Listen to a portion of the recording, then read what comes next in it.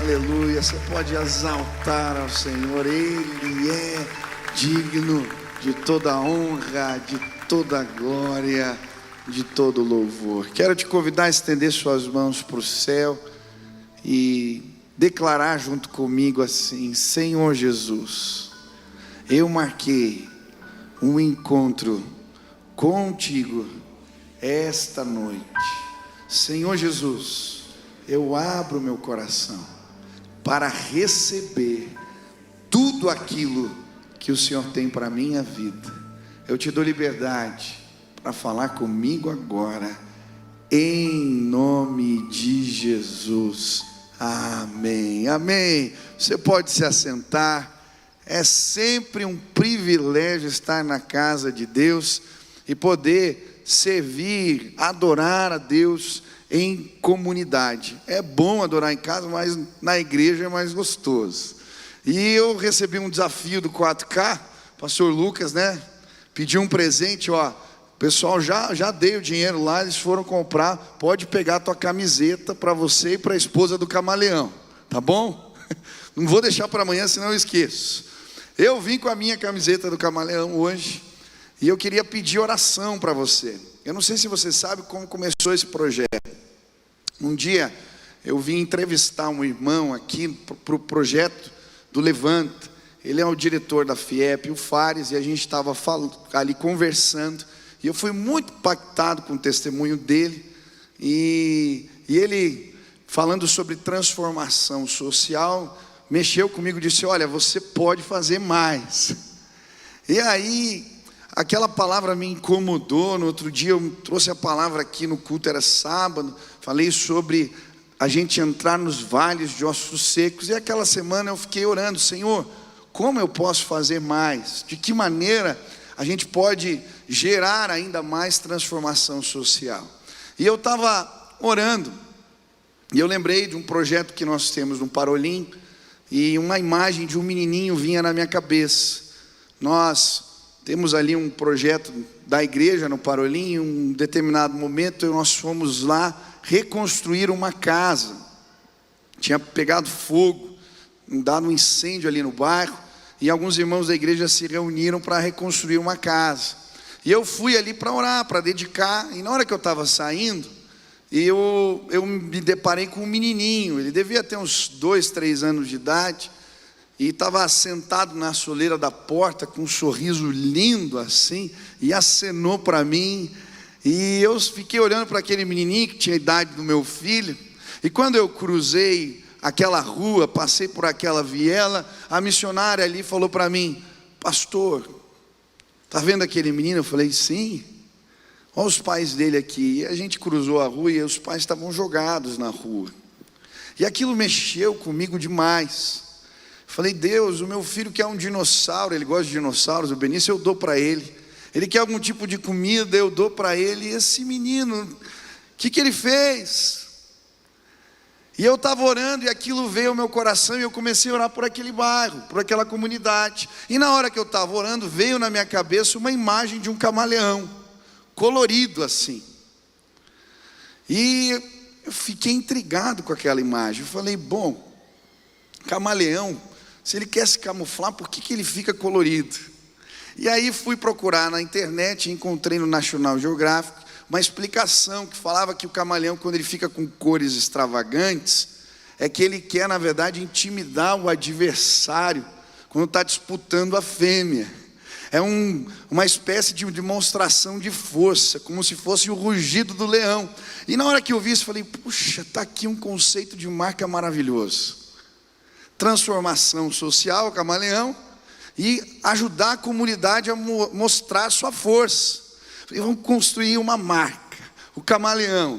E a ideia foi equipar as comunidades com equipamentos de costura, para que as mulheres dos bairros possam trabalhar e produzir e levar sustento para casa. Aí eu fui procurar o irmão, que ele disse, o irmão da FIEP: quando você tiver um projeto, me procura, eu vou te ajudar. E eu liguei para ele. E chegou aqui no dia da reunião, eu estava vindo e eu falei: que coisa doida, eu vou falar para diretor da FIEP, que eu tenho um projeto chamado Camaleão. Fiquei com um pouco de vergonha. E aí eu falei, Deus me dá um sinal. Na hora que eu estou descendo do carro, eu abro o celular, e o pastor Adoniran tinha postado no Instagram dele uma foto assim de um camaleão. Eu falei, é para falar do camaleão. Cheguei, aquele irmão estava ali na sala esperando, e eu tinha pedido para minha secretária selecionar alguns projetos de transformação social que tinham dado certo nesse sentido. E ela encontrou um projeto chamado Peça por Peça, que tinha sido implementado pela Bosch numa comunidade carente, uma cooperativa de costura que fazia os uniformes da Bosch. Falei, tem tudo a ver.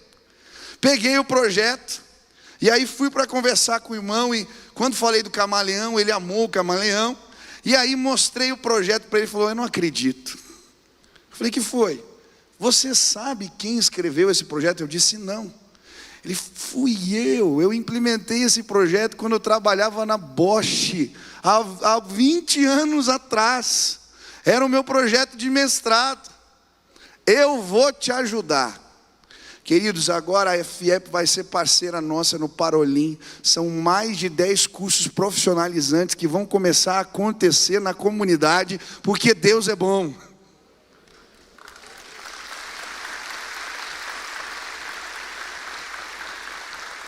Quando você compra essa camisa, você me ajuda a comprar os equipamentos.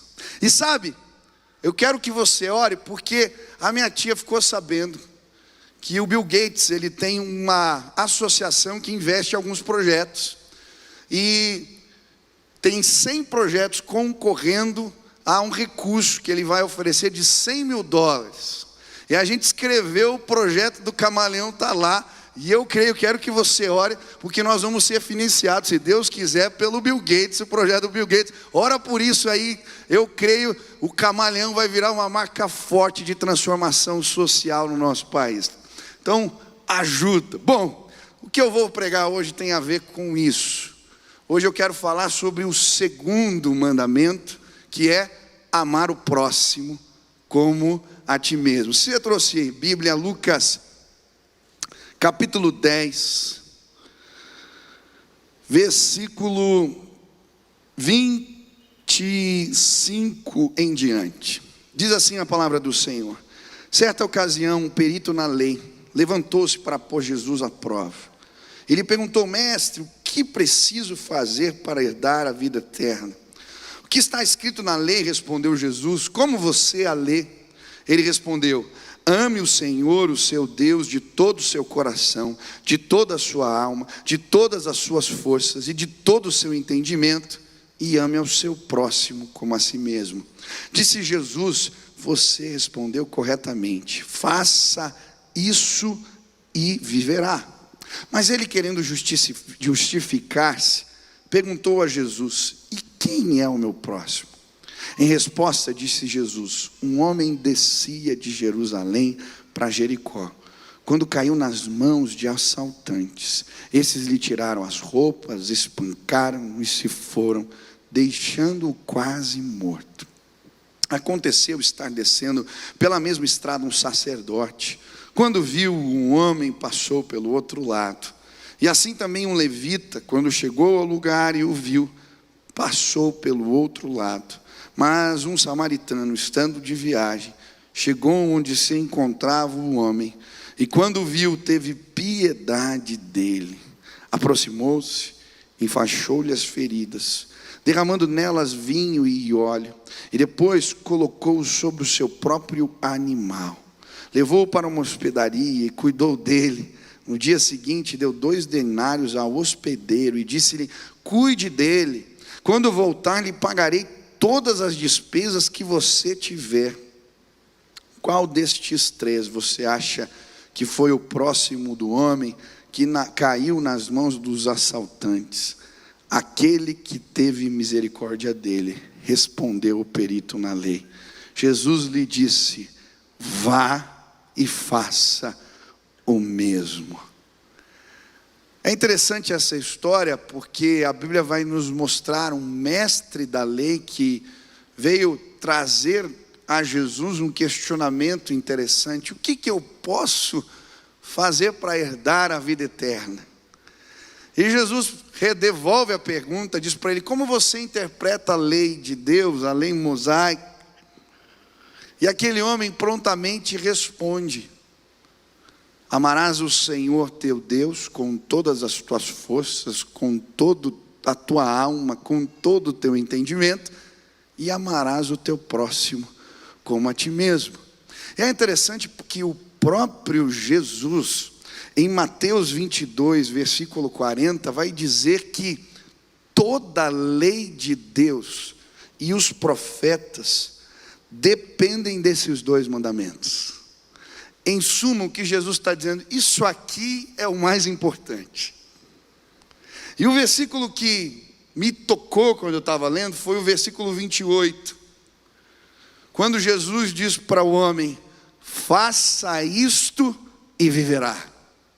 E a pergunta que me veio à mente quando eu li esse versículo é: como eu posso avaliar? Quais são os critérios que a palavra de Deus deixa para mim, para que eu possa avaliar se eu tenho amado a Deus dessa maneira e se eu tenho amado ao meu próximo dessa maneira?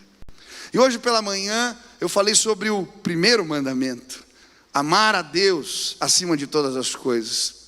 E compartilhei alguns critérios que nos ajudam a entender se temos feito isto da maneira que a Bíblia nos ensina a fazer. E hoje à noite eu quero falar sobre o segundo mandamento e entender à luz da palavra de Deus alguns critérios que me ajudam a entender se eu tenho amado o meu próximo como a mim mesmo. Quantos querem cumprir esse mandamento de Jesus? Eu quero. Eu gostaria que você fosse sincero com você hoje, deixasse o Espírito te sondar e mostrar se você tem cumprido esses critérios. O primeiro critério que a Bíblia vai nos apresentar aqui é o critério da seletividade. Eu acho interessante, o versículo 29 diz que aquele homem vai perguntar para Jesus: quem é o meu próximo? E essa pergunta, ela me soa estranha. Como assim, quem é o meu próximo? Mas quando a gente vai ler a Bíblia, em Levíticos capítulo 18, este homem, quando cita, está citando Levíticos 18, versículo 18. Nesse capítulo, a Bíblia vai falar quem é o próximo. E é por isso que ele está perguntando. E aí quando a gente lê o texto, a gente consegue entender o porquê da pergunta. E é muito interessante, se você não leu esse texto da Bíblia, a partir do versículo 9, depois eu gostaria que você lesse. Porque ele começa dizendo assim: quando você estiver fazendo a colheita, não faça a cega nos cantos da terra, e não recolha aquilo que cair no chão. E aí ele vai dizer: porque o pobre é o teu próximo. Essa era uma lei famosa no meio do povo de Israel, a lei da respiga. Quando eles faziam a colheita, eles deixavam cair alguma coisa no chão e deixavam alguns frutos ali da colheita nos cantos da terra. Para quê? Para cuidar do pobre. E aí a lei está dizendo: este é o teu próximo. E aí ele continua, e ele vai falar do jornaleiro. Olha, versículo 13: quando você contratar o jornaleiro era o que fazia o expediente de um dia, é o trabalhador que fazia a diária de um dia.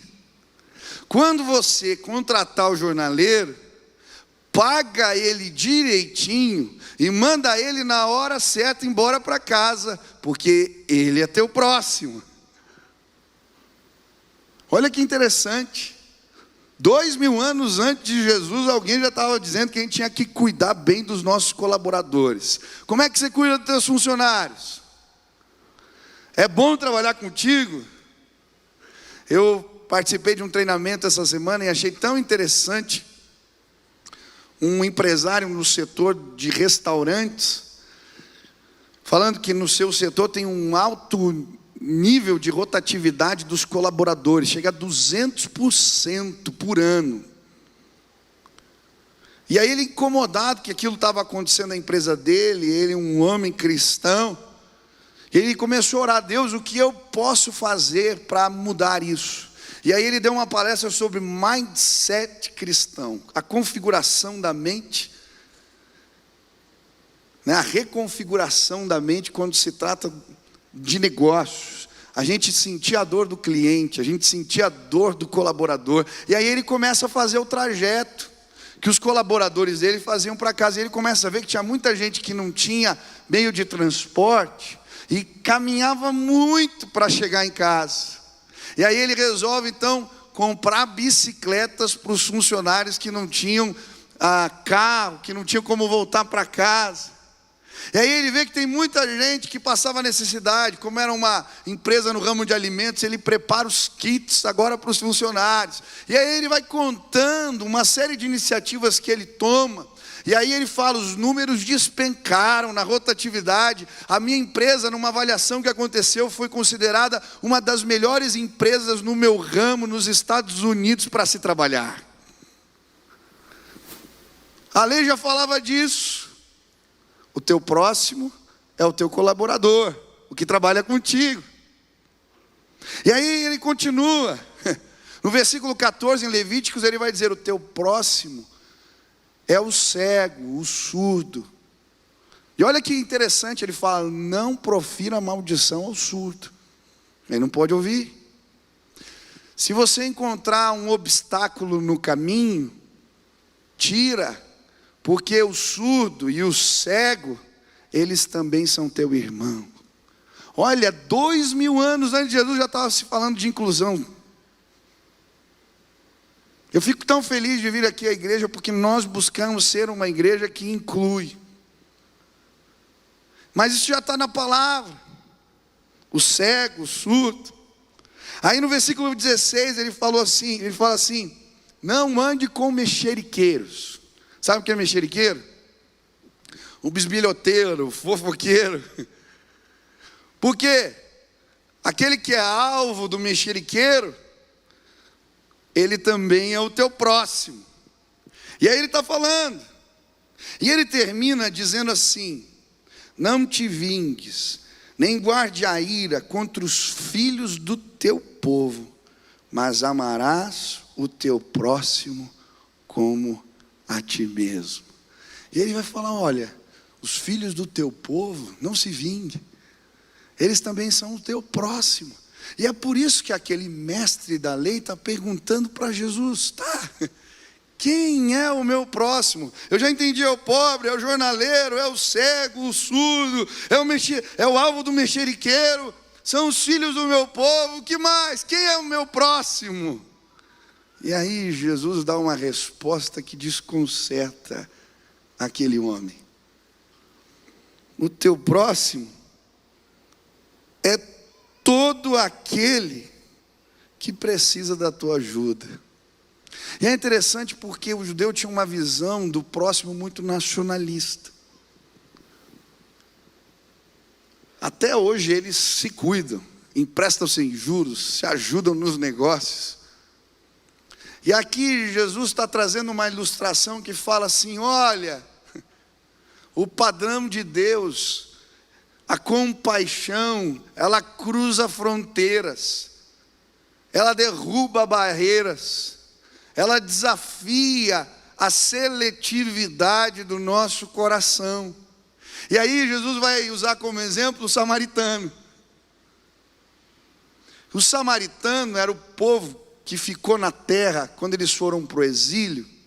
E a estratégia dos dominadores da casa de Israel foi misturar os povos, para enfraquecer o povo local. E o samaritano era o judeu que ficou na terra e se misturou com outros povos. E aí ele era considerado herege no meio do povo de Israel, porque eles criaram uma outra religião.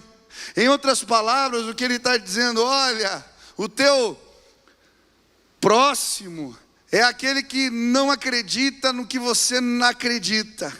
aquele que não tem a mesma fé que você. O teu próximo também é aquele que você não gosta. E sabe, o critério que Jesus está deixando aqui para a gente se avaliar, se temos amado ao próximo como Deus quer que amamos, é muito simples. Existem pessoas no meu coração que eu acho que não merecem a minha ajuda. No tribunal do meu coração existe algum tipo de seletividade. E se a gente for sinceros com nós mesmos, a gente vai ver que a gente é seletivo na hora de ajudar. Ontem eu estava falando sobre o tribunal do coração.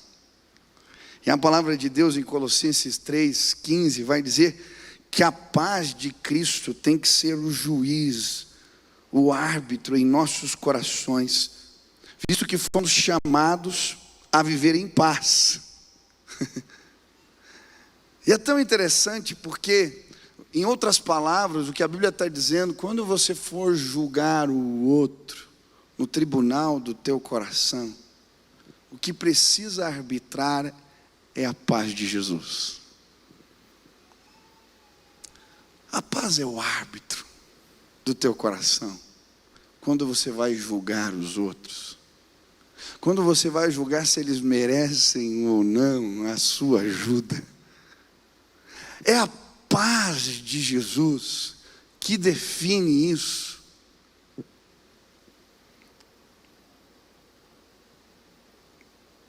Sabe, é muito fácil a gente achar que algumas pessoas que nos machucaram, que nos feriram, ou que têm determinados procedimentos, ou que defendem determinadas coisas que eu não concordo, elas não merecem a minha ajuda ou a minha compaixão. Eu fui trabalhado ano passado no 4K por Deus.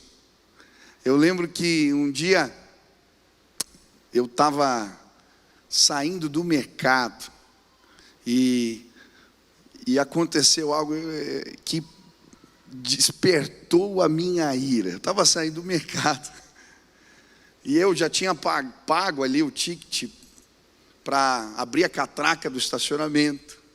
Mas quando eu cheguei lá, por algum motivo, não funcionou o negócio. E a cancela não abria. E aí começou aquele bando de gente atrás enfileirar. E daqui a pouco um começa a buzinar e dois buzinar. E aí você está naquela situação, não tem por onde sair. E aí veio o segurança. Em vez dele me ajudar e abrir a cancela, ele foi ríspido comigo, teve uma atitude que eu não gostei, me colocou de canto, me fez voltar lá e eu saí do carro bufando. Peguei o ticket, voltei lá, validei, aí peguei, eu estava bravo, eu não queria olhar para o cara, eu fechei assim o vidro e eu estava com assim um carro lá, calma. A gente tem que tomar cuidado quando fica bravo, né? Esses dias deu um problema, tinha dado, esses dias já faz tempo, deu um problema na internet, e eu fui ligar para reclamar lá, e aí quando atendeu, a atendente pegou o telefone, ela falou, pois não, boa tarde, estava animado, tudo bem, eu mais ou menos, boa tarde, ela, peraí, eu conheço essa voz, eu falei, não acredito.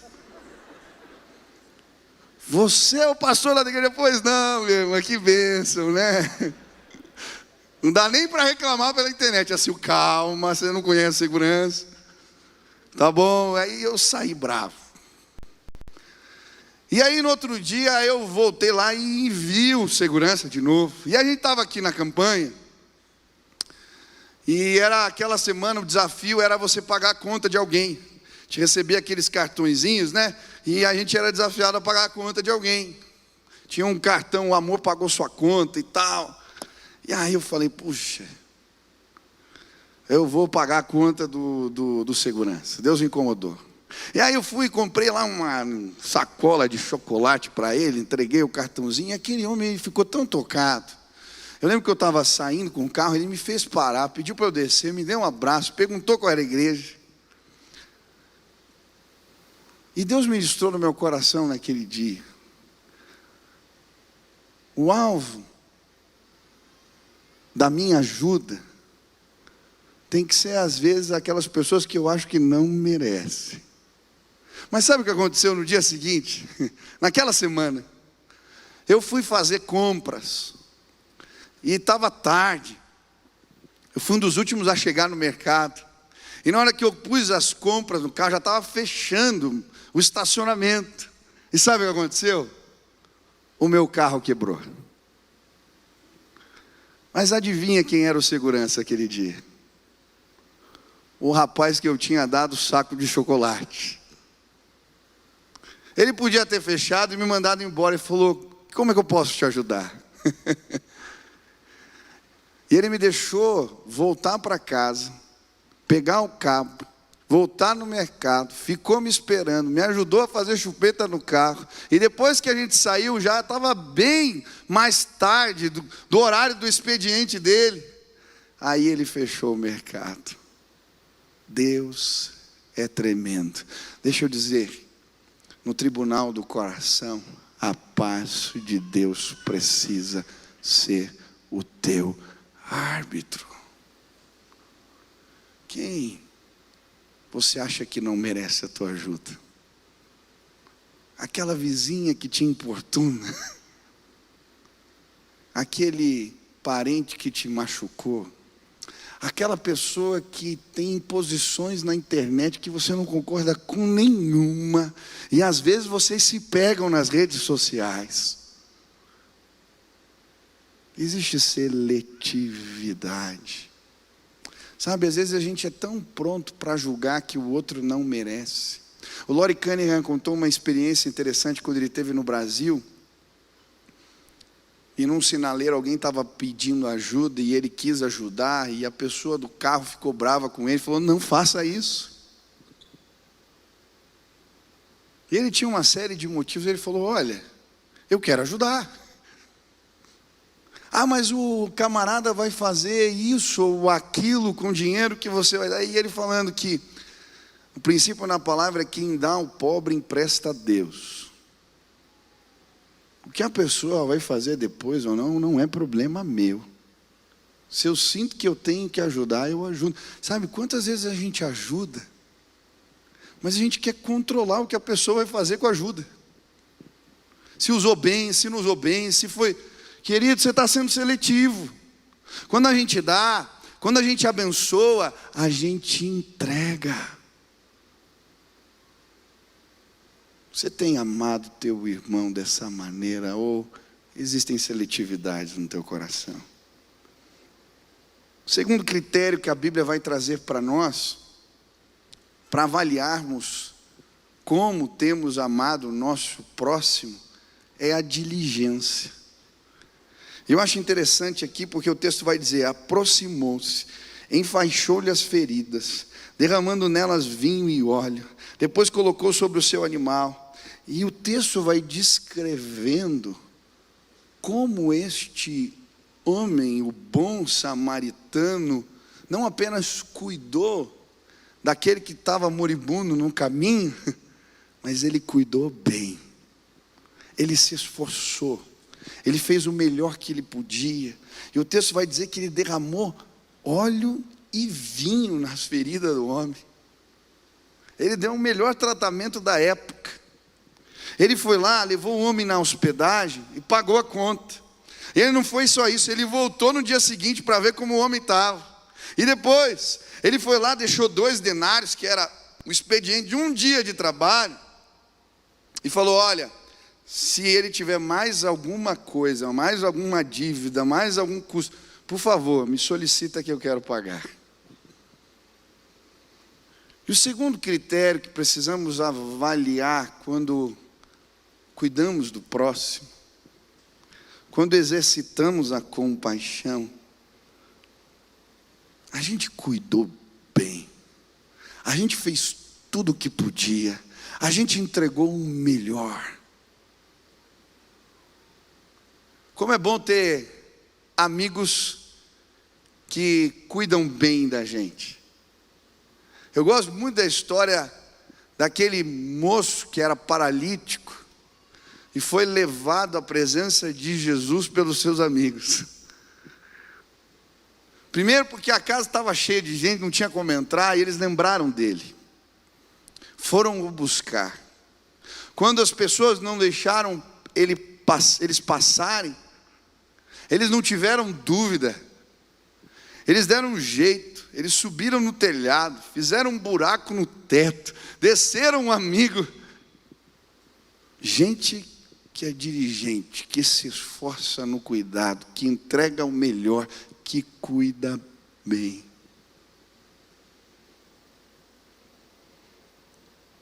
Quando você vai abençoar alguém, você é muquirano? Você cuida mais ou menos?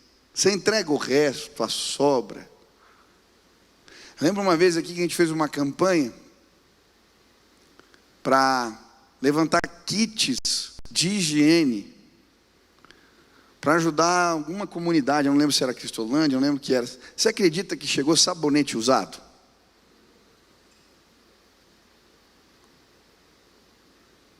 Teve gente que mandou roupa íntima usada.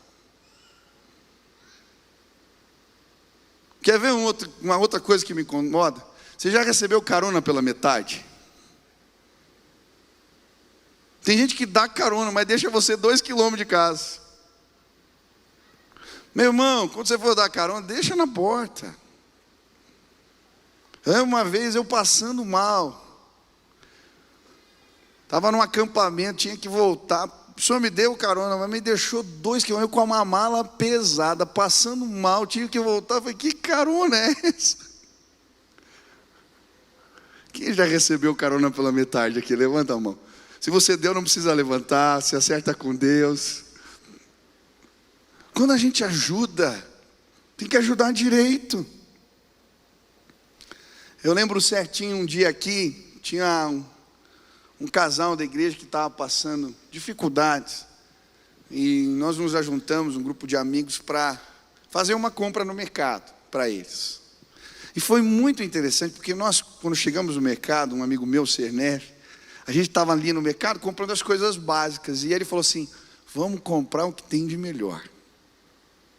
Quanto tempo que eles não devem estar tomando um danoninho, comendo uma bolacha recheada. E ele foi e pegou as coisas que ele podia, que ele achava que era melhor, e colocou no carrinho. Foi tão interessante, porque quando a gente chegou na casa daqueles amigos, eles tinham acabado de fazer compras. E ele, não precisa, não. A gente foi lá, orou por eles, e quando a gente saiu, depois eles contaram que eles tinham ido no mercado, e eles tinham passado por vários lugares, e essas coisas eles não compraram. E aí quando chegou a nossa compra, e aquele amigo que Deus tocou, e ele fez daquele jeito, eles disseram, isso aqui foi resposta de oração, tudo que a gente não podia comprar veio, e a gente se sentiu amado por Deus. Sabe, querido, em nome de Jesus, quando for ajudar, se esmera em fazer, faz o melhor, esse é o padrão, como se fosse para você. Dá trabalho, cuidar dos outros é difícil, subir no telhado carregando alguém, fazer buraco no teto, não é fácil, dá trabalho cuidar, dá trabalho investir no outro, mas esse é o padrão de Deus. Segundo critério, você é excelente para ajudar, ou você fica fazendo conta? Quando você vai abençoar, você fica medindo. Querido, em nome de Jesus, seja despojado. Esse é o padrão de Deus. O último critério, e eu vou terminar falando deste aqui. A Bíblia vai apontar para nós que a falta de misericórdia, muitas vezes ela é um sintoma de declínio espiritual na nossa vida. Quando a gente está num movimento de ladeira abaixo na vida espiritual, a compaixão, a misericórdia, ela foge de nós. É interessante porque nos tornamos insensíveis, não percebemos a dor do outro. E o que me chamou a atenção, quando eu estava lendo a parábola que Jesus usa para explicar esse valor, é que ele começa dizendo: um homem descia de Jerusalém para Jericó. E eu creio que Jesus não escolheu essas cidades à toa. Ele está falando literalmente de uma descida. Jericó é a cidade mais baixa do mundo, fica 350 metros abaixo do nível do mar. O caminho de Jerusalém para Jericó é uma descida. E mais, Jerusalém representava o lugar da bênção.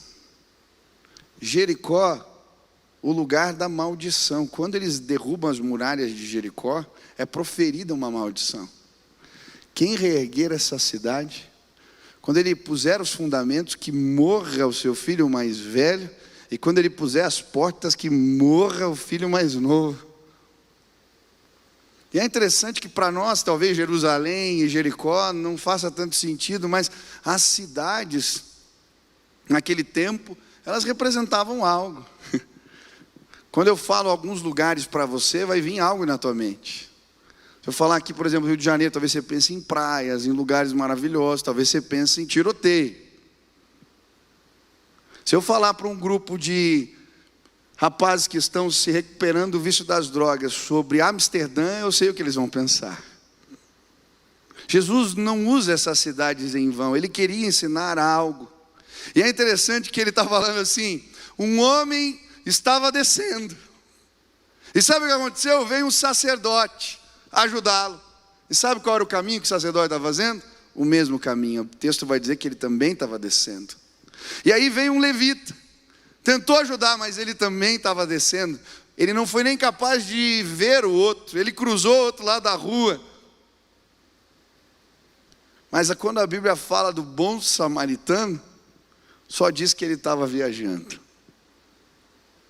Sabe, muitas vezes não somos capazes de ajudar, porque estamos vivendo um declínio espiritual. E não importa se é pastor, se é levita, não importa se é líder.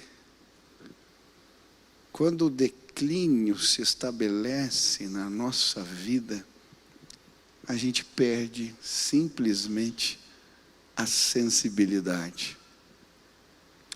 Muito interessante na minha vida, os momentos de busca e de consagração mais intensa na minha vida, foram momentos onde os meus sentidos espirituais foram aguçados.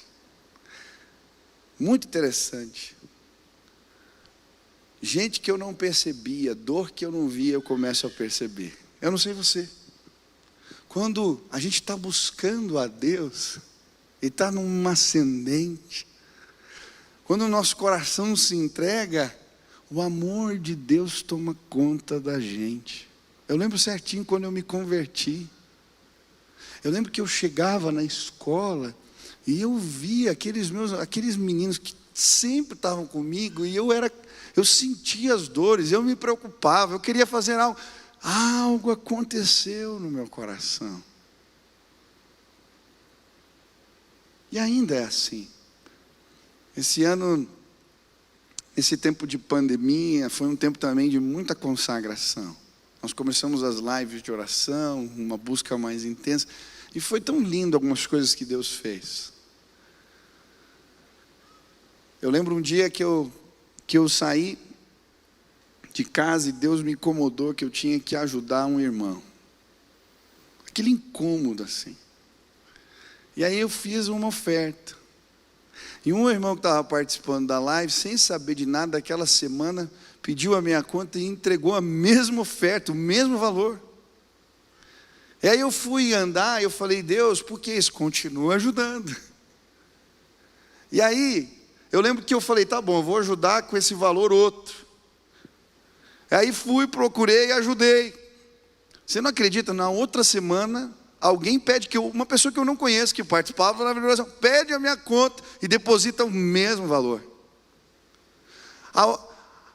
Na outra semana eu falei, vou fazer de novo. E eu fui na casa do jovem, pus o dinheiro dentro de um livro, interfonei, e quando ele estava descendo, disse, não acredito, eu recebi uma mensagem. Era um médico que participava da live de oração. Ele falou, pastor, Deus me incomodou, eu queria deixar um valor para você. Eu falei, não acredito. Eu estava lá, eu entreguei o livro para o menino, entrei no carro, na hora que eu abri a mensagem, exatamente o valor que eu tinha colocado dentro do livro.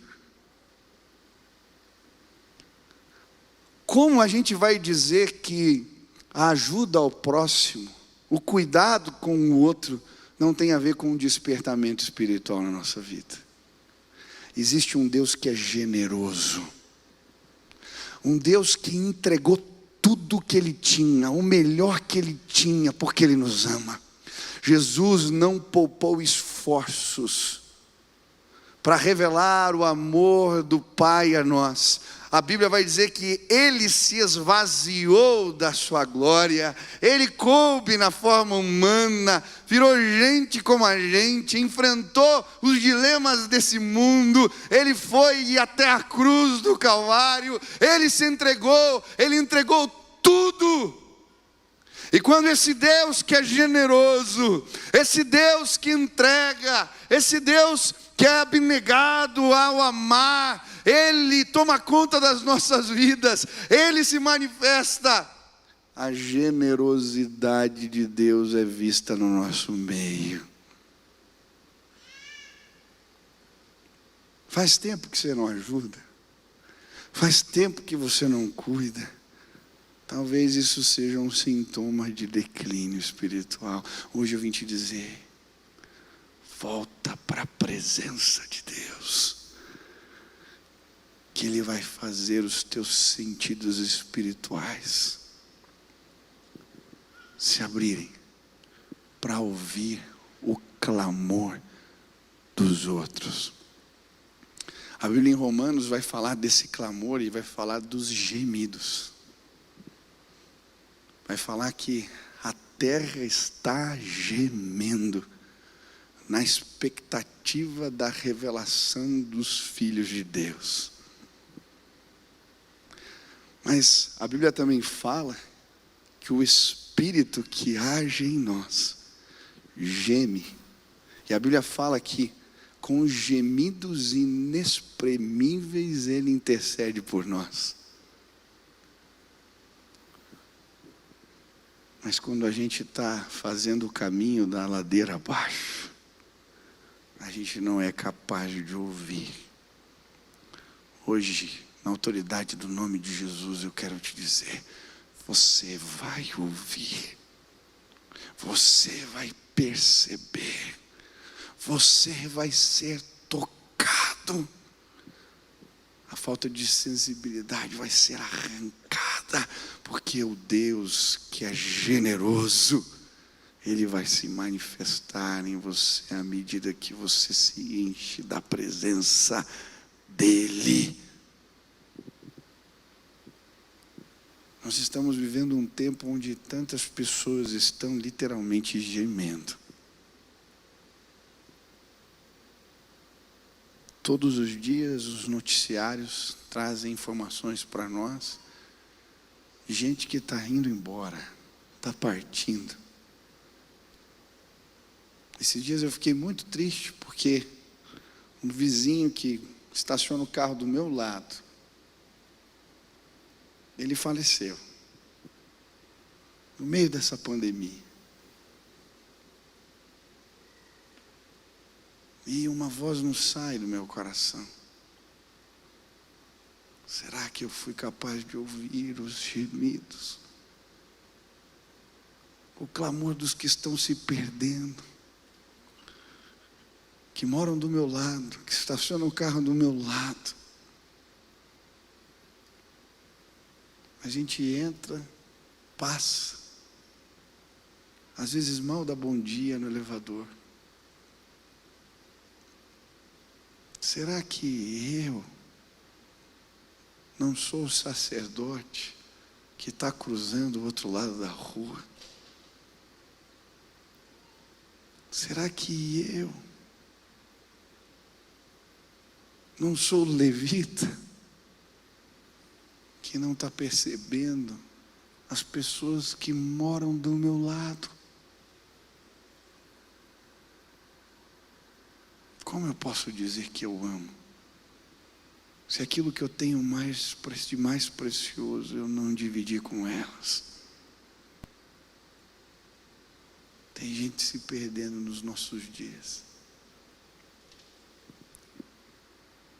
E os meus ouvidos e talvez os teus não estejam sendo capazes de perceber a realidade na nossa volta. Mas hoje eu quero te apresentar Jesus. Eu creio, Ele vai pôr o dedo nos meus ouvidos e nos teus e vai dizer: Efatá, se abram. E como aquele moço pôde ouvir de novo, eu quero ser capaz de ouvir o clamor dos moribundos, dos que estão jogados, dos que estão perdidos, dos que precisam, o clamor do meu vizinho, do que mora na frente, do que estaciona o carro do lado, do meu amigo, daquele moço que está sempre na frente da minha casa pedindo dinheiro, daquela criança que eu já vi tantas vezes no sinaleiro vendendo a bala e eu já não enxergo mais, da comunidade que não me sensibiliza, dos meninos na soleira da porta acenando e que eu não vejo mais. O que acontece com a gente? Nós entramos nos vales de ossos secos. É um cenário de cemitério que a Bíblia fala. Não somos tocados. O pecado tem uma capacidade de nos dessensibilizar. Nós estávamos mortos em nossos pecados. Morto não sente. Mas hoje, a minha oração é que o Espírito de Deus sopre sobre nós e que possamos ser despertados em nossos sentidos para ouvir o clamor daquele que precisa da minha e da sua ajuda, em nome de Jesus. Hoje eu queria orar por você. Eu queria pedir junto com você para que Deus me capacite, para que eu não seja seletivo ao ajudar, para que eu entregue o melhor, mas que o meu declínio espiritual não me impeça de ouvir o clamor daqueles que precisam. Se hoje você quer pedir: Deus, abre os meus ouvidos, me capacita. Eu quero amar o Senhor acima de todas as coisas, mas eu quero amar o meu próximo como a mim mesmo. Aonde você está, fique de pé no teu lugar. Eu quero orar agora por você e eu creio que o Espírito Santo vai ser derramado neste lugar, sobre a minha e sobre a sua vida também. Estenda suas mãos assim, vamos orar. A primeira oração é sua, enquanto a música toca. Eu quero que você clame agora, peça agora: Deus, me visita, me enche do teu Espírito. Senhor, me torna sensível ao clamor dos que estão perto, dos que estão no meu caminho. Pai, me ajuda, eu quero te honrar, eu quero entregar o melhor, eu quero julgar as pessoas no tribunal do coração com a tua paz. Eu preciso que o Senhor arbitre. Comece a falar com Deus. Tira as seletividades do meu coração. Me ajuda. Pai querido, agora na autoridade do nome de Jesus, eu quero clamar que o teu poder caia neste lugar. Que o teu Espírito nos visite. Que possamos ser despertados Os sintomas do declínio espiritual, eles são evidentes na minha vida, nas nossas vidas. Nos tornamos insensíveis muitas vezes à dor do outro, mas hoje nós clamamos: Pai, nos faz ouvir, abre os nossos ouvidos, queremos ouvir, Pai, o clamor daqueles que precisam. Por isso eu quero pedir agora, em nome de Jesus, que o teu amor comece a ser derramado neste lugar, que o Senhor inunde os nossos corações e que possa transbordar, que sejamos conhecidos como aqueles que amam, que sejamos conhecidos por esta marca maravilhosa que é o amor de Deus em nossas vidas. Nos ajuda a anunciar um Deus generoso, um Deus amoroso. Pai, que a tua generosidade alcance os nossos corações, que o Senhor nos desperte hoje. Pai, em nome de Jesus, levanta os teus servos hoje neste lugar, para servirem ao próximo, para cuidarem, que o padrão seja o padrão de Deus, e que as pessoas sejam levantadas, que possamos ver, Deus, vários chegando, vários sendo tocados. Nos usa como instrumentos do teu amor, nos enche do teu Espírito, Pai. Essa é a nossa oração, em nome de Jesus. Amém, amém.